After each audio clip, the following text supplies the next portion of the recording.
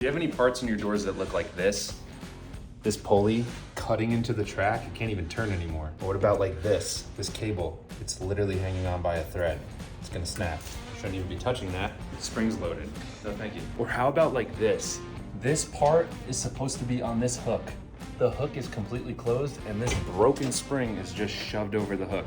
Nothing's holding it. So when it extends, no good. We are all set, we're ready to go. New springs, new rollers, brand new cables, new cast iron pulleys. Thing runs like a dream, it's so quiet too.